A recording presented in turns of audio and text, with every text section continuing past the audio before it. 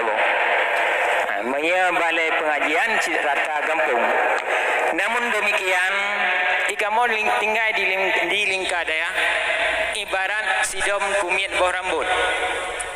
Di sidom di kumit bawah rambut ini mulai bungong sampai truan masa. Wadeka masa roh dulhang hana ada depan-depan bicau bawah rambutnya dipajuh ke rawa ji dan dipotong ke anak cicau. Menan ke kamu lingkar daya hadi hana memperempuh meruno ilmu agama.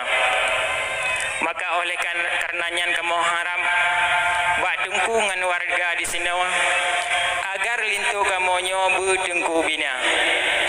Maya tegedi gawau gampung gudih kajian urusan kamu, tetapi maya tinggal di sini nyan ka payah dengku yang bina.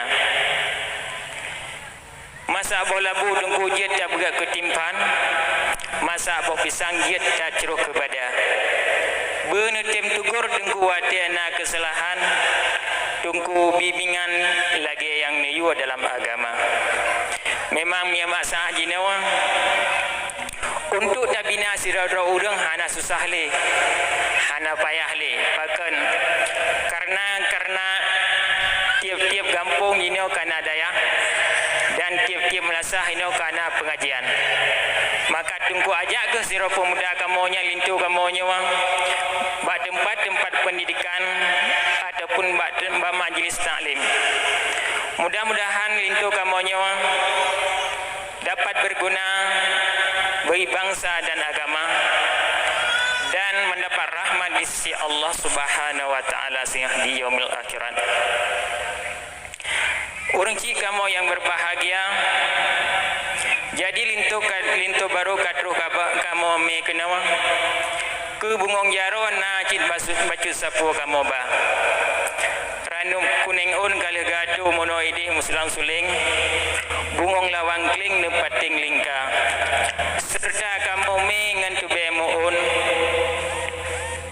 ngan hijau un pisang serta teman nacit baju tun ke asoidang kuih minuman roti ngan saka wajib ngan doi-doi pihna di dalam lain ni baknya sang miana roti merdeka nyan pi ulun tuan hana lun tepu putra yang gebuh nyan karena nyan urusan urang ini wati adru kuno tengok ka ulun tuan gue cerah maka nyan bandum atanyan kamu serah kepada dengku yang na di sini cuman na bacut ke begah saya hai dengku ke begah mia kulit yang kereh-kereh nyan giyo pulang dah kala mia kulit pisang dengan kulit tube dengan kulit pisang nyan ada pu ke begah bah tinggal di sini kaji munan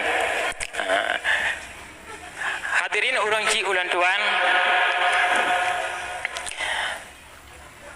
dilikun imbaknyan kamu sangat-sangat mulai muah berai datan imbak dengku yang nadi senawa di segi adat istiadat ataupun adab kesopanan yang kurang bah dengan dengku-dengku yang nadi senawa nyawa berai datan dengku pemaaf. Hadirin orang cik ulan tuan, hadanallah wa iyyakum ajma'in. Assalamualaikum warahmatullahi wabarakatuh.